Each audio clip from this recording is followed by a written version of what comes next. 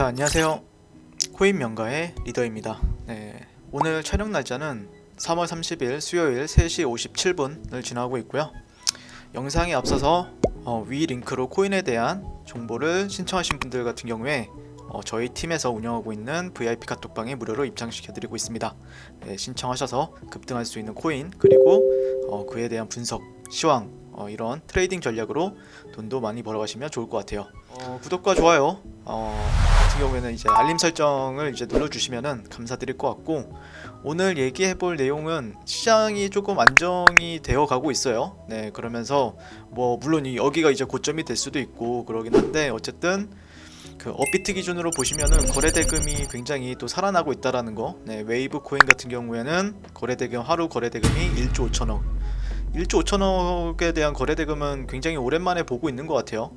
그래서 좀 관심 있게 좀 지켜보는 코인들에 대해서 한번 얘기해 보게 될 것 같고, 또 여러 호재들이 스물스물 나오는 코인들이 있어요.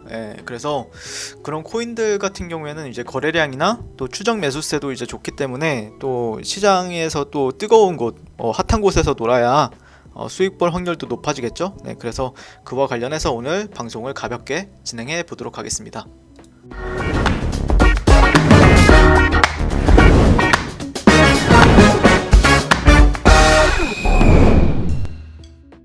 결국에는 이제 주도 코인이죠. 시장에서 가장 핫한 코인들, 왜 이렇게 핫한지에 대해서 한번 얘기를 해보려고 하고요.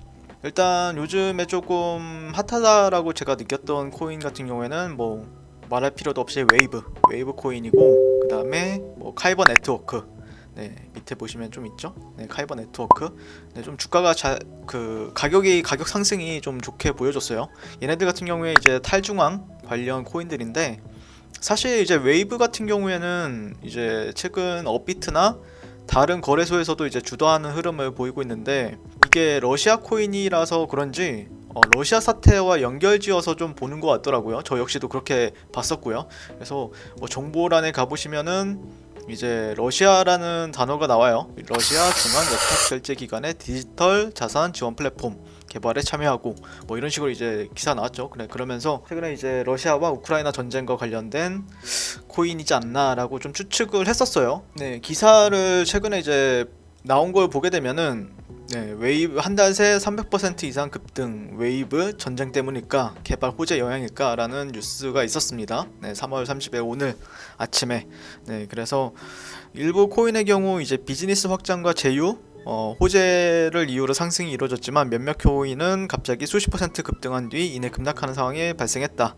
웨이브 같은 경우에 이제 2월부터 상승세를 보인 점이 눈에 띄고, 업비트 기준 2월 초에는 만원대였는데 지금은 3만원, 4만원 이렇게 가있죠. 그래서 보시면은 웨이브 급등은 또 이유가 있다라고 얘기가 나오고 있는데, 웨이브 블록체인 생태계의 발전을 위해 웨이브 팀은 웨이브 랩을 출범시켰고, 미국 마이애미로 본사 이전 계획과 상위팀 리더의 인사를 발표했기 때문이다. 그래서 이런 부분들이 있습니다.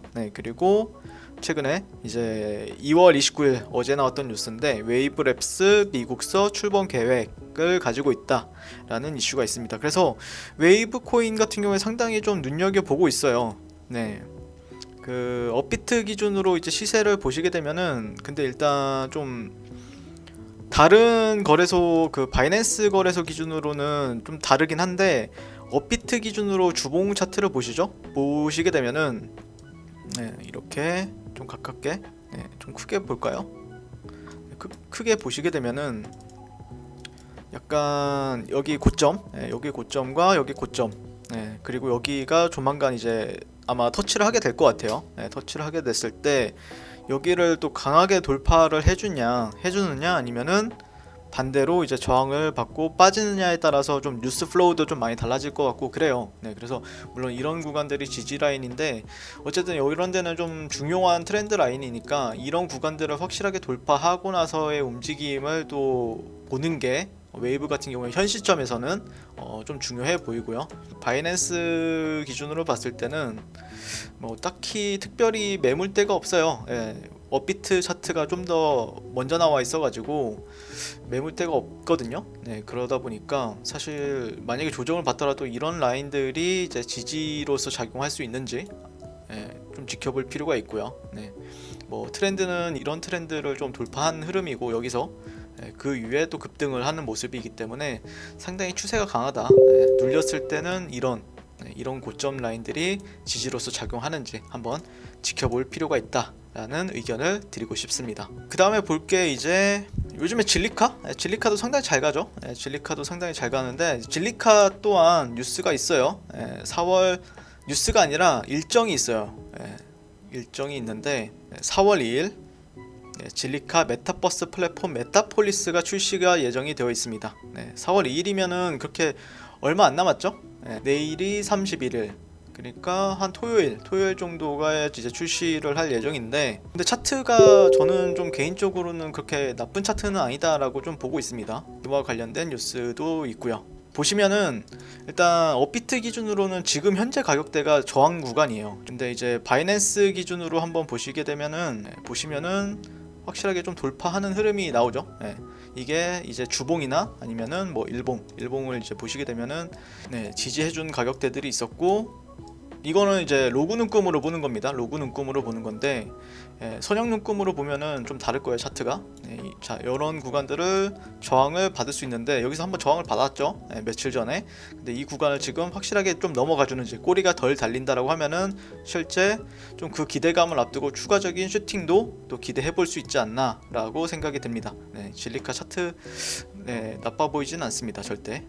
여기는 저항받을 수 있으니까 일단 일봉이나 뭐 최소한의 4시간 봉 정도를 좀 체크하면서 확실하게 종가상 넘어가 주는지 체크해 볼 필요 있다라고 생각이 듭니다. 자, 그 다음에 세 번째 같은 경우에는 뭐 이제 이더리움 클래식이 또 눈에 띄어요.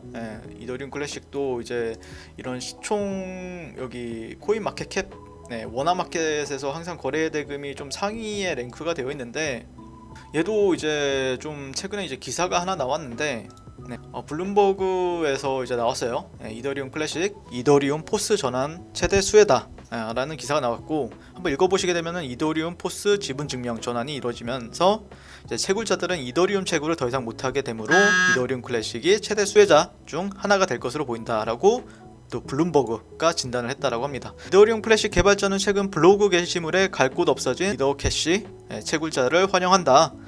그래서 이런 부분들을 좀 참고하면서 좀 코인을 지켜볼 필요가 있다라고 생각이 들고, 당장 일봉의 흐름을 보시게 되면은 일단은 뭐 제가 보는 선 같은 경우에는 지금 1년선이에요. 이게 빨간색 선이 365일 선인데 365일 선을 보통 여기선 저항을 받는데 지금 이 위에서 좀 횡보를 하면서 일봉상에서 약간 수렴하는 형태를 보여주고 있죠.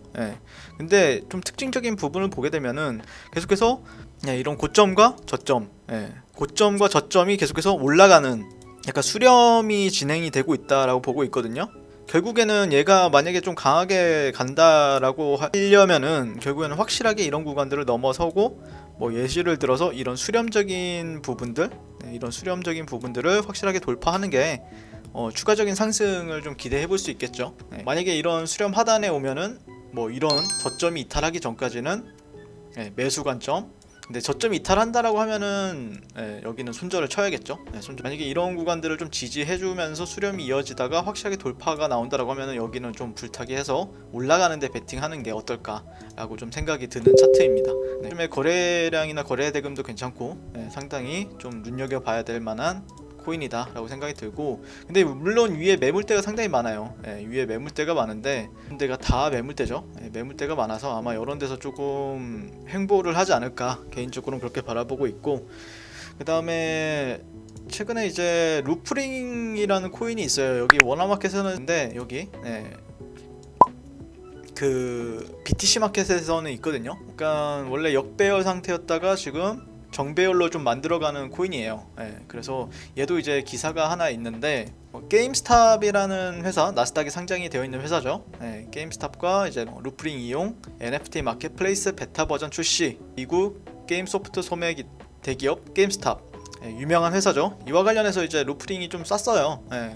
상당히 크게 쌌는데, 그래서 한번 이제 보시게 되면은 게임스탑 같은 경우에는 일단은 조금 저항 레벨에 근접을 했어요. 이렇게 뭐 예를 들자면 이렇게 수렴을 하다가 이때가 엄청났죠. 네, 게임스탑 사건을 뭐 모르시는 분들도 계실 텐데, 네, 어마무시했던 사건이 하나 있습니다. 네. 아마 제가 알기로는 몇천 퍼센트, 몇만 퍼센트로 올라갔던 걸로 기억을 하는데, 2200%네요. 네, 저점 대비해서는 엄청 올라갔죠. 또 저점 대비해서는 거의 1000%가 넘게 이제 20000% 가깝게 올라갔던 그 게임 업체인데, 그리고 나서 지금 좀 조정을 받고 있죠. 조정을 받고 있다가 최근에 또 나름 이런 저점에서 또 한 150% 정도 상승을 보여주다가 이런 트렌드에 지금 부딪힌 상황이에요.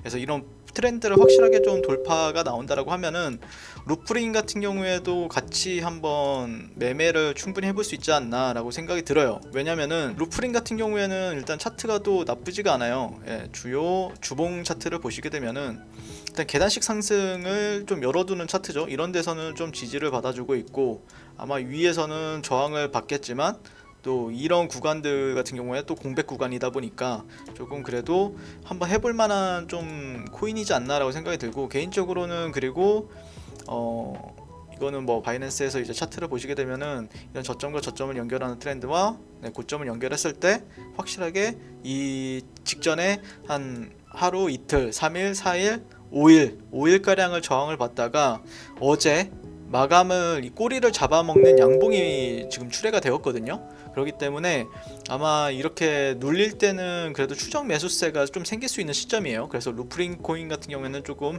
눈여겨보고 한번 매매 트레이딩 전략을 한번 세워보는 것도 나쁘지 않다라는 관점입니다. 네.